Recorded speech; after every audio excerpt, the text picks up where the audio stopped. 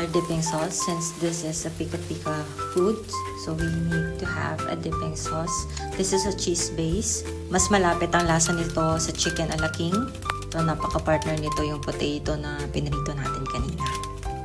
So this is basically a bechamel sauce. So gagawa lang tayo ng roux, pero nilagyan ko lang siya ng twist. Kaya meron dyang bell pepper.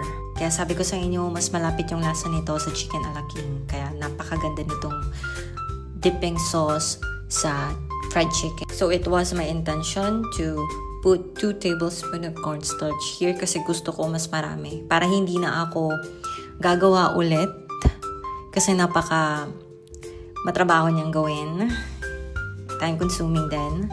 So, ayoko na magpaka-busy pa masyado during the New Year. Kaya, dinamihan ko na talaga siya para iinit ko na lang. Ilalagay ko lang to sa freezer and then iinit ko na lang siya. I-steam ko na lang siya sa New Year. Pinaka-sikreto nito is yung crab stock or seafood stock na ginawa ko. Kung mapapansin ninyo, milk at saka yung seafood stock lang yung liquid na nilagay ko dito.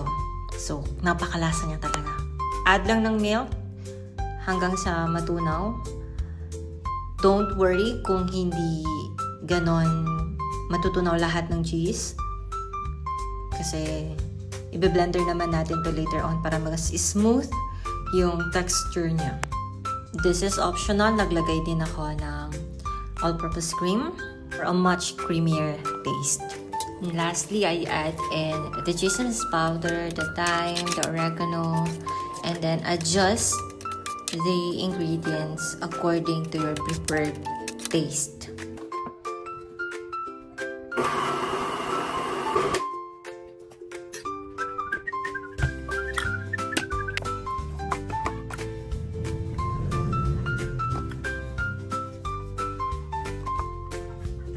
So here's the final output. Naka 3 tubs siya.